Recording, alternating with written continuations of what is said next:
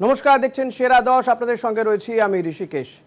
Trial শেষে আরজিকর কাণ্ডে CBI এর জবাব, সঞ্জয়ের আত্মপক্ষ সমর্থনের জবাব সিবিআই এর। 18ই জানুয়ারি আরজিকর মামলার রায় ঘোষণা হবে এবং তার আগে সিবিআই উদ্দেশ্যে যে কটি প্রশ্ন ছিল সেই প্রশ্নগুলোর উত্তর দিয়েছে আদালতের সামনে। আমরা জানি যে নির্যাতিতার পরিবার প্রায় 35টি প্রশ্ন রেখেছিল, যেগুলোর তারা কোনো উত্তর খুঁজে পাচ্ছিলেন না। এবার সেই সমস্ত প্রশ্নেরই উত্তর আদালতের সামনে দিয়েছে। যদিও গোটা বিষয়টি ইন ক্যাম হয়েছে, কিন্তু আমাদের হাতে উঠে এসেছে এমন কিছু তথ্য যা সিবিআই দিয়েছে। সূত্র মারফত আমরা সেই সমস্ত তথ্য পেয়েছি। যদিও গোটা বিচার প্রক্রিয়ায় কিন্তু ইন ক্যাম হচ্ছে, সেখানে কোনো সংবাদ মাধ্যমের প্রতিনিধি নেই, কিন্তু আমরা যে তথ্য পেয়েছি সূত্র মারফত তথ্য পাওয়া গিয়েছে এবং সেটাই আপনাদের সামনে তুলে ধরার চেষ্টা করব। আমার সহকর্মী রিয়া মাঝি রয়েছে আমার সঙ্গে।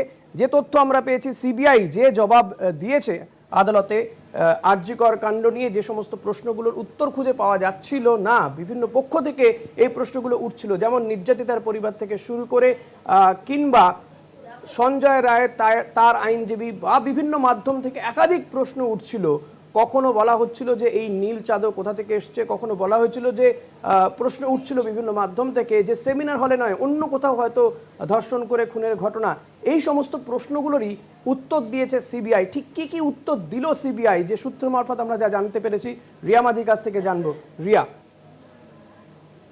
একদমই ঋষিদা, দেখো এই পুরো বিচার প্রক্রিয়া যেটা দেখা যাচ্ছে যে প্রথমে 4 নভেম্বর এই চার্জ গঠন হয়, তারপরে 11ই নভেম্বর থেকে কিন্তু শুরু হয়ে যায় বিচার প্রক্রিয়া এবং পুরোটাই ইন ক্যামেরা হচ্ছে এবং সেই কারণের জন্য সমস্ত বিষয়টা হয়তো এই বিচার প্রক্রিয়ার স্বার্থে আমরা সামনে আনতে পারছি না, কিন্তু যেই যে ইম্পর্টেন্ট পয়েন্টগুলো আমাদের কাছে উঠে এসেছে এবং সেটা বিচার প্রক্রিয়াকে কোনোভাবেই প্রভাবিত করবে না বা কোনো সমস্যা হবে না, সেই পয়েন্টগুলোই আমরা কিন্তু আমাদের দর্শকদের সামনে দেখাচ্ছি। এবং সেই সমস্ত পয়েন্ট যেটা দেখা গেল যে 11ই নভেম্বর থেকে যে বিচার প্রক্রিয়া শুরু হয়েছিল, সেই বিচার প্রক্রিয়া শেষ হলো গতকালকে শেষ হয়েছে এবং যেখানে দেখা গিয়েছিল যে সিবিআই যখন আর্গুমেন্টের সময় আসে, সিবিআই একদিন আর্গুমেন্টের জন্য সময় নিয়েছে এবং পরপর দুদিন ডিফেন্স টাইম নিয়েছে এবং ডিফ্যাক্টো সেখানে বলেছে এবং তারপরে এই ডিফ্যাক্টো এবং ডিফেন্সের যে একাধিক যে জবাব বা একাধিক যেখানে দেখা গেছে যে সঞ্জয়ের আত্মপক্ষ সমর্থন এবং ডিফ্যাক্টোর একাধিক প্রশ্ন, এই সমস্ত কিছু রিপ্লাই দিয়েছে সিবিআই গতকালকে এবং সেখানেই সিবিআই যে বিষয় বৃহস্পতিবার সিবিআই যে বিষয়গুলো সামনে এনেছে জবাব হিসাবে, সেই তথ্যগুলোই কিন্তু আমরা তুলে ধরছি কলকাতা টিভির পর্দায় এক্সক্লুসিভলি, যেখানে সিবিআই প্রথম যে একাধিক যে তথ্য সামনে এসেছিল এবং একাধিক প্রশ্ন সামনে এসেছিল এবং সেটা নিয়ে রীতিমতো তোলপাড় হয়ে গিয়েছিল সোশ্যাল মিডিয়া, যেখানে বলা হয়েছিল যে নির্যাতিতার গায়ে এই যে ব্লু কালারের চাদর ছিল, সেই ব্লু কালার নয়, সেটা সবুজ কালার বা কখনো কখনো বলা হয়েছিল সেটা লাল কালার, একাধিক কালারের কথা এসেছিল এবং কেন সেই চাদর চাপা দেওয়া হয়েছিল এবং সেই চাপা দিয়ে সেখানে যে তথ্য বা যে এভিডেন্স সেগুলোকে ডেস্ট্রয় করার অভিযোগ সামনে এসেছিল এবং সমস্তটা খারিজ করে দিয়েছে সিবিআই, কারণ তাদের জবাবে সিবিআই স্পষ্ট জানিয়েছে যে চাদর দিয়ে বডি ঢাকা দেওয়া হয়েছিল, এটা কোনো রকম এভিডেন্স ডেস্ট্রয় করার মোটিভ নিয়ে নয় বলে এমনটাই কিন্তু সিবিআই এর তরফ থেকে গতকালকে তারা রিপ্লাই দিয়েছে এবং এই ট্রায়াল কোর্টে তারা বন্ধ দ্বারে যে শুনানি চলছে বা যে বিচার প্রক্রিয়া চলছে সেখানেই কিন্তু সিবিআই এই দাবি করেছে এবং তাদের যে দ্বিতীয় দাবি যে ইনভেস্টিগেশনের অবজেক্টিভ হচ্ছে সত্য বার করা এবং সেই জায়গা থেকে দাঁড়িয়ে সত্যটা হচ্ছে এটাই যে গণধর্ষণ হয়নি, সঞ্জয় এই পুরো ঘটনা অর্থাৎ রেপ এবং মার্ডারের সঙ্গে যুক্ত বলে তারা জানায় এবং তাদের যে তৃতীয় পয়েন্ট যেখানে বলা হচ্ছে যে সঞ্জয় ছাড়া অন্য কারোর ডিএনএ পাওয়া যায়নি বলে এমনটাই মন্তব্য করেছে সিবিআই এবং চতুর্থ যে পয়েন্ট যেটা 30 মিনিট যেটা বারবার বলা হচ্ছিল যে সঞ্জয় রায় সে একা নাকি একাধিক জন বলা হচ্ছিল, সেটা কিন্তু সিবিআই স্পষ্ট করেছে, যেখানে বলা হয়েছে যে সঞ্জয় ছাড়া আর কোনো ডিএনএ পাওয়া যায়নি এবং পরবর্তী যে অভিযোগ সামনে এসেছিল যেখানে বলা হয়েছিল যে এই যে ঘটনা সেই ঘটনা কি সঞ্জয় একা ঘটিয়েছে, নয়তো সঞ্জয়ের এই পুরো যে 30 মিনিটে যে শেষ করা এই ঘটনাটা 30 মিনিট, কারণ সিসিটিভিতে দেখা গিয়েছে যে সঞ্জয় রায় 30 মিনিট ছিল সেই যে ফ্লোর বা সেই সেমিনার হলে এই 30 মিনিটে কি সঞ্জয়ের একার পক্ষে কি এই পুরো কাজটা করা সম্ভব? এই যে অভিযোগ উঠেছিল সেই অভিযোগও কিন্তু সিবিআই খারিজ করে দিয়েছে বলে আমরা সূত্র মারফত জানতে পারছি। কারণ সিবিআই তাদের রিপ্লাইয়ে বলেছে যে 30 মিনিট অপরাধ ঘটনার জন্য এই যে ঘটনাটা ঘটানোর জন্য 30 মিনিট কিন্তু যথেষ্ট বলে সিবিআই এমনটাই রিপ্লাই দিয়েছে। এবং 5 নম্বর যে পয়েন্ট, যে অত্যন্ত গুরুত্বপূর্ণ এই ঋষিদা যে এই পয়েন্টটা, সেটা হচ্ছে যে বৈজ্ঞানিক প্রমাণ, অর্থাৎ একাধিক যে এভিডেন্স দেখা হয় তদন্তর ক্ষেত্রে, সেখানে সার্কামস্টেন্সিয়াল এভিডেন্স থাকে, ইলেকট্রনিক এভিডেন্স থাকে, মেডিকেল এভিডেন্স থাকে, এই যে একাধিক এভিডেন্স, সেই সমস্ত কিছু বৈজ্ঞানিক প্রমাণ বলছে যে ঘটনাটা ঘটেছিল সেমিনার হলেই, অন্য কোথাও ঘটার প্রমাণ পাওয়া যায়নি বলে এমনটাই বৈজ্ঞানিক প্রমাণ অনুযায়ী সিবিআই এমনটাই দাবি করেছে এবং স্পষ্টত জানিয়েছে যে ঘটনা সেমিনার হলেই ঘটেছিল, তার প্রমাণ যথেষ্ট আছে এবং অন্য কোথাও এই ঘটনা ঘটানো হয়নি বলেও ঘটনা যে হয়নি সেই প্রমাণও কিন্তু সিবিআই পেয়েছে। এবং একই সঙ্গে যে 6th যে পয়েন্ট, সেটা হচ্ছে অভিযুক্তর সপক্ষে কোনো রকম কোনো সাক্ষী নেই বলেই জানিয়েছে সিবিআই। এবং 7 নম্বর যে পয়েন্ট অত্যন্ত গুরুত্বপূর্ণ, বারবার বলা হয়েছিল যে পিএম এর যে ভিডিওগ্রাফি করা হয়েছিল সেখানে বিকৃত করেছিল কলকাতা পুলিশ এবং তদন্তে প্রভাবিত করেছিল কলকাতা পুলিশ। এই একাধিক বিষয়ে কলকাতা পুলিশের আগেনস্টে এই অভিযোগ সামনে এনেছিল একাধিক মহল, সেটা পরিবার থেকে আরম্ভ করে একদম জুনিয়র ডাক্তাররা প্রত্যেকে এই অভিযোগ সামনে এসেছিল এবং সেই কার্যত সেই অভিযোগও কিন্তু খারিজ করা হয়েছে সিবিআই এর তরফ থেকে। এটা বলাই বাহুল্য, কারণ সিবিআই নিজেদের জবাবে বলেছে, রিপ্লাইয়ে বলেছে যে অভিযুক্ত এই কলকাতা পুলিশের প্রক্রিয়াতে অনিয়মের প্রমাণ পাওয়া যায়নি। কলকাতা পুলিশের যে গোটা তদন্ত চলেছে, যে 5 দিনে তাদের যে তদন্ত, সেখানে কোনো রকম তাদের প্রক্রিয়াতে অনিয়ম হয়নি বলে এমনটাই সিবিআই এর তরফ থেকে মেনশন করেছে। এবং অত্যন্ত গুরুত্বপূর্ণ যে তাদের সিবিআই এর যে 14 জনের যে একটা টিম গঠন করা হয়েছিল, বিভিন্ন এইমস থেকে আরম্ভ করে বিভিন্ন সেন্ট্রালের যে সমস্ত হসপিটালগুলো রয়েছে তাদের ডাক্তারদেরকে নিয়ে, তাদের এক্সপার্টদেরকে নিয়ে, সেখানেও কিন্তু কার্যত তারাও স্পষ্ট করেছে, এই 14 জনের দল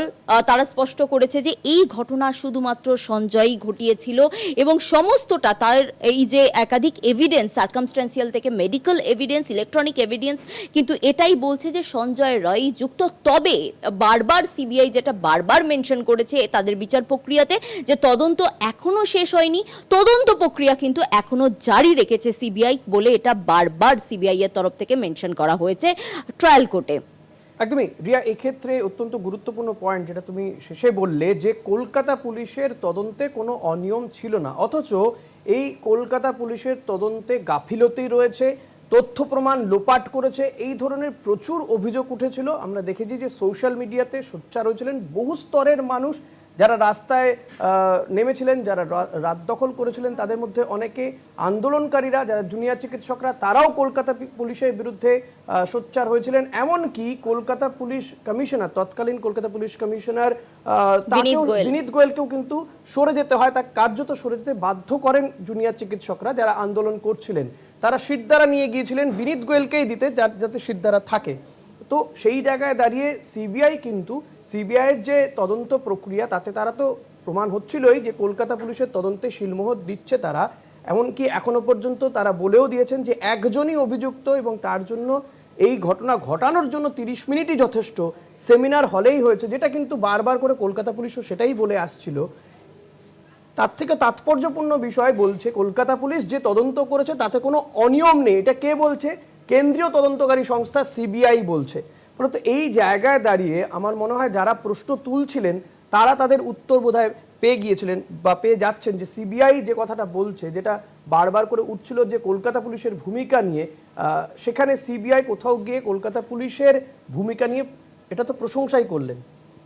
একদমই ঋষিদা, তোমাকে একটা জিনিসও আমি জানিয়ে রাখবো যে যেই জিনিসটা পোট্রে করা হচ্ছিল বারবার, যে সঞ্জয়কে সামনে রেখে বড় মাতাকে আড়াল করা হচ্ছে, এই বিষয়টা কিন্তু বারবার পোট্রে করা হচ্ছিল এবং সেই বিষয়টাই কিন্তু কার্যত খারিজ করে দিয়েছে সিবিআই, এমনটা কিন্তু বলাই বাহুল্য। কারণ সিবিআই এর যে এতদিনের আর্গুমেন্ট বা তাদের যে রিপ্লাই, তাতে কিন্তু এমনটাই মনে হচ্ছে, যেটা আমরা সূত্র মারফত জানতে পেরেছি।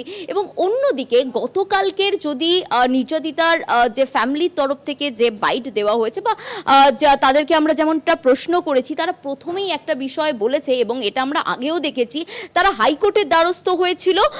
কারণ হচ্ছে যে সিবিআই তদন্তে তারা একদমই খুশি নয়, সেই কারণের জন্য ফার্দার ইনভেস্টিগেশন চাইছে।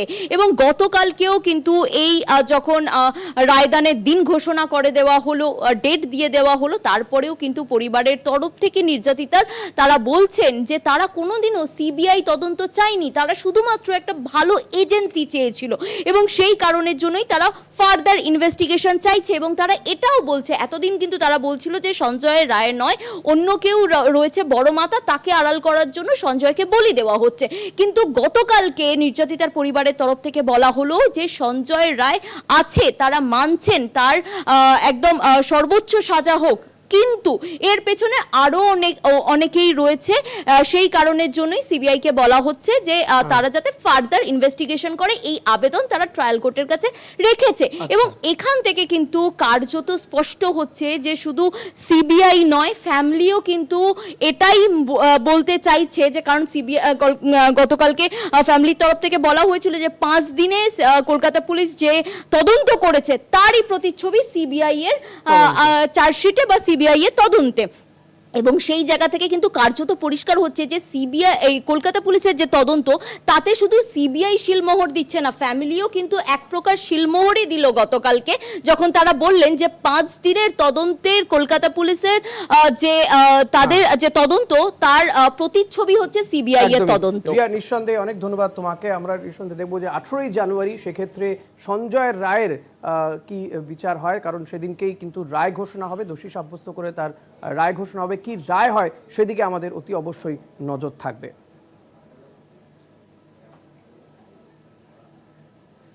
সেরা দশের সময় এখন ছোট্ট একটা বিরতির, ফিরছি বিরতির পর, সঙ্গে থাকবেন। ফিরে এলাম বিরতির পর। সাজা ঘোষণার প্রক্রিয়া শুরু, ট্রাম্পের ম্যানহাটন আদালতে ভিড় করেছেন সাংবাদিক ও স্কেচ আর্টিস্টরা। আদালতের সামনে লাগানো হয়েছে জায়ান্ট স্ক্রিন। ফ্লোরিডা থেকে ভার্চুয়ালি বিচার কক্ষে যোগ দিতে পারেন ডোনাল্ড ট্রাম্প। ম্যানহাটন আদালতে ভিড় করেছেন সাংবাদিক এবং স্কেচ আর্টিস্টরা। ট্রাম্পের বিচার প্রক্রিয়া শুরু। Kolkata TV political editor Ashis Chattopadhyay রয়েছেন আমার সঙ্গে এই মুহূর্তে টেলিফোনে। আশিস দা, এই মুহূর্তে ঠিক কি চলছে বিচার কক্ষে? দেখো, এই মুহূর্তে যেটা খবর পাওয়া গেছে যে ট্রাম্প বিচার প্রক্রিয়ায় যোগ দিয়েছেন। তিনি ভার্চুয়ালি যোগ দিয়েছেন অবশ্য। বিচারকও বিচার কক্ষে এসে গিয়েছেন। বিচার কক্ষে বিরাট ভিড়, রিপোর্টার, স্কেচ আর্টিস্ট এবং উকিলদের ভিড় হয়েছে, বেশ বড় ভিড় হয়েছে। আদালত কক্ষের বাইরে ট্রাম্পের পক্ষের সমর্থক এবং ট্রাম্প বিরোধী সমর্থকেরা জড়ো হয়েছেন। দুপক্ষের মধ্যে বেশ তর্কাতর্কি এবং ঝগড়া হচ্ছে। দেখা যাচ্ছে যে যারা ট্রাম্পের সমর্থক তারা মেক আমেরিকা গ্রেট এগেন এই ধরনের সব স্লোগান দিচ্ছে, আর ট্রাম্পের বিরোধীরা ট্রাম্পকে মিথ্যেবাদী ইত্যাদি বলছে। এই পরিস্থিতিতে যে কতগুলো আনুষ্ঠানিক প্রক্রিয়া আছে সাজা ঘোষণার আগে, সেই প্রক্রিয়াগুলো চলছে। আদালত কক্ষের সামনে জায়ান্ট স্ক্রিন টানানো হয়েছে, জায়ান্ট স্ক্রিন থেকে যাতে বাইরে যারা জড়ো হয়েছেন তারা সকলেই দেখতে পান। এবং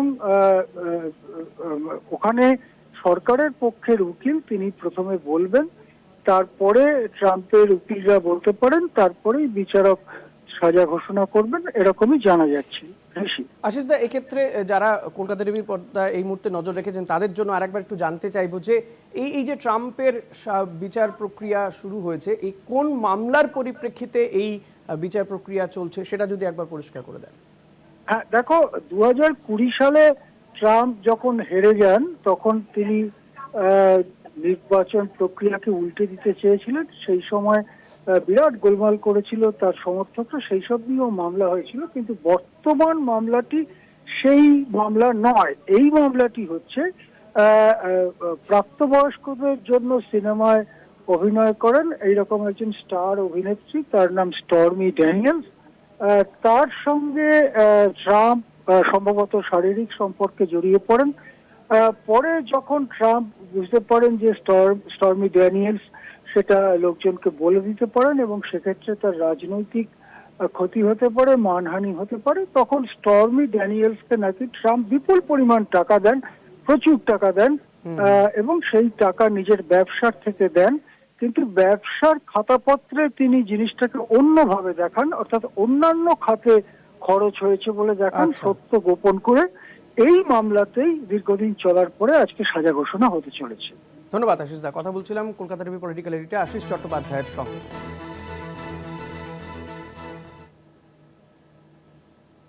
এখন সময় আরো একটা বিরতি, ফিরছে বিরতির পর, সঙ্গে থাকবেন। ফিরলাম বিরতির পর। অতীতে বেশ কয়েকজন মার্কিন রাষ্ট্রপতি বিতর্কের মুখোমুখি হয়েছেন, তদন্তের মুখোমুখি হয়েছিল, কিন্তু শাস্তি পাননি কেউই। অর্থাৎ ট্রাম্পই প্রথম মার্কিন রাষ্ট্রপতি হবেন যিনি মার্কিন আদালতে শাস্তি পাচ্ছেন। 20 জানুয়ারি মার্কিন রাষ্ট্রপতি হিসেবে শপথ নেবেন ট্রাম্প। তার আগে 10 জানুয়ারি স্থানীয় সময় সকাল 11টায় ট্রাম্পের সাজা ঘোষণা করবে মার্কিন আদালত। সাজা ঘোষণার উপর স্থগিতাদেশের আবেদনও খারিজ করে দিয়েছে আমেরিকার শীর্ষ আদালত। পর্নস্টার স্টর্মি ড্যানিয়েলসকে ঘুষ দেওয়ার ঘটনায় দোষী সাব্যস্ত নবনির্বাচিত মার্কিন প্রেসিডেন্ট ডোনাল্ড ট্রাম্প। তবে ট্রাম্প একা নন। গত 150 বছরে অন্তত 4 জন মার্কিন প্রেসিডেন্টকে বিচারের মুখোমুখি হতে হয়েছে, কিন্তু কেউই ক্ষমতায় থাকাকালীন বা ক্ষমতা ছাড়ার পরে ফৌজদারি মামলায় শাস্তি পাননি। হোয়াইট হাউসের ইন্টার্ন মনিকা লিউনেস্কির সঙ্গে যৌন সম্পর্কে লিপ্ত হন প্রেসিডেন্ট বিল ক্লিন্টন। আরকানসাস স্টেটের কর্মচারী পলা জোনস ক্লিন্টনের বিরুদ্ধে যৌন হেনস্থার মামলা করেন। 1998 সালে বিচার চলাকালীন যৌন সম্পর্কে লিপ্ত হওয়ার বিষয়টি অস্বীকার করে সাক্ষ্য দেন ক্লিন্টন। তারপর মার্কিন প্রতিনিধি পরিষদ ক্লিন্টনকে ইমপিচ করে, কিন্তু মার্কিন সিনেট তাকে মুক্তি দেয়। তাই বিল ক্লিন্টনকে শাস্তি দেওয়া হয়নি বা পদ থেকে অপসারণ করা হয়নি। ওয়াটারগেট কেলেঙ্কারির কারণে ইমপিচমেন্টের মুখোমুখি হতে হয়েছিল রিচার্ড নিক্সনকে। ইমপিচমেন্ট এড়াতে 1974 সালে নিক্সন পদত্যাগ করেন। এভাবেই শাস্তি এড়িয়েছিলেন নিক্সন। পরে প্রেসিডেন্ট জেরাল্ড ফোর্ড নিক্সনের সমস্ত অপরাধ ক্ষমা করে দিয়েছিলেন। 1869 থেকে 1877 মার্কিন প্রেসিডেন্ট ছিলেন ইউলিসিস এস গ্র্যান্ট। কোনো বিচারের মুখোমুখি না হলেও গ্র্যান্টের প্রেসিডেন্সি দুর্নীতি কেলেঙ্কারিতে জর্জরিত ছিল। হুইস্কি রিং সহ একাধিক দুর্নীতিতে জড়িত ছিল তার প্রশাসনের সদস্য সহ সরকারি কর্মকর্তারা। তবে গ্র্যান্ট নিজে ব্যক্তিগতভাবে জড়িত ছিলেন না বা দোষী সাব্যস্ত হননি।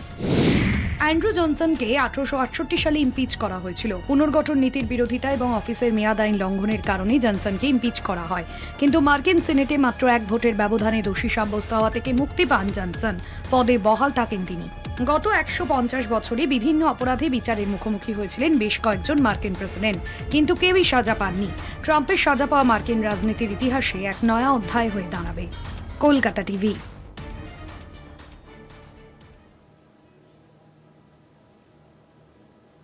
প্রয়াগে আসন্ন মহাকুম্ভ মেলায় রেকর্ড পুণ্যার্থীর সমাগম হলেও পদপিষ্ট হওয়ার মতো ঘটনা ঘটবে না ঘোষণা করেছেন উত্তরপ্রদেশের মুখ্যমন্ত্রী যোগী আদিত্যনাথ।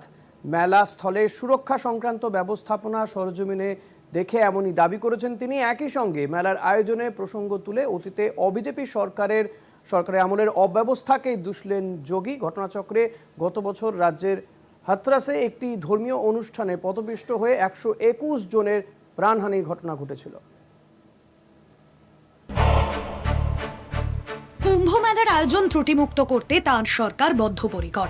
প্রয়াগের মহাকুম্ভ মেলা চত্বরে সরজমিনে পরিদর্শনে গিয়ে এমনই দাবি করেছিলেন মুখ্যমন্ত্রী যোগী আদিত্যনাথ। একই সঙ্গে বলেন তাঁর প্রশাসন আগত পুণ্যার্থীদের সুরক্ষায় যে বন্দোবস্ত করেছে তাতে পদপিষ্ট হওয়ার মতো ঘটনা ঘটবে না। এই আত্মবিশ্বাসী ঘোষণার মধ্যেও রাজনীতির অঙ্ক মাথায় রেখেছেন যোগী।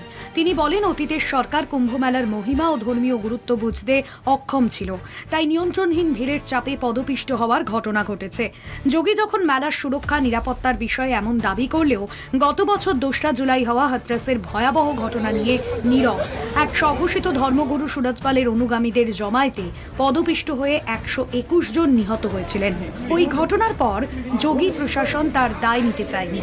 সম্প্রতি এলাহাবাদ হাইকোর্ট হাথরাসের ওই মামলার জেরে জেলা শাসক ও পুলিশ সুপারকে আগামী 15ই জানুয়ারি তলব করেছে। কেন পুলিশ ও প্রশাসন ওই ঘটনার দায় নেবে না তা সশরীরে আদালতে গিয়ে তাদের জবাবদিহি করতে হবে। স্বভাবতই হাইকোর্টের নির্দেশে বিড়ম্বনায় যোগী সরকার। এই আবহে মুখ্যমন্ত্রীর তরফে কুম্ভ মেলার সুরক্ষা নিয়ে এমন বড়াই কি হাথরাসের প্রশাসনিক ব্যর্থতার স্মৃতি মুছে ফেলার কৌশল? কলকাতা টিভি।